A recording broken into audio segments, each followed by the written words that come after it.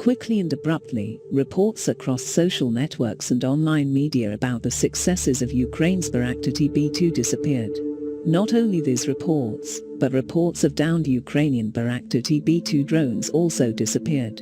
Practically, the Turkish drone no longer flies in Ukraine.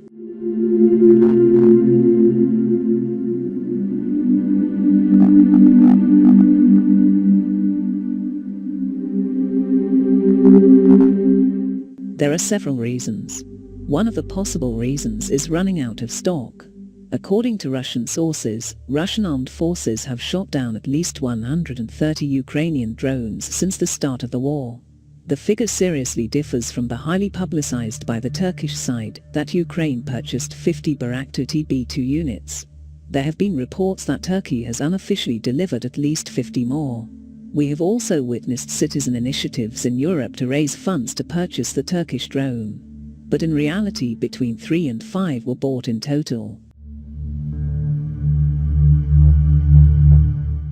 Another possible reason is the gas deal between Russia and Turkey. That Russian President Vladimir Putin has put conditions on Turkish President Recep Tayyip Erdogan to not deliver Turkish drones to Ukraine to keep the gas deal active. Some experts say that Russia's involvement in the Ukrainian grain export deal is also why Turkish drones are no longer being supplied to Ukraine, which was part of Moscow's terms.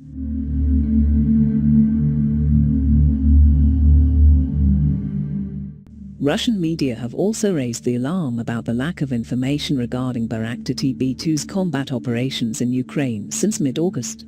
Russian media say that the reason for the lack of Turkish drones is not Russian air defense systems, but most likely political maneuvers between Russia and Turkey.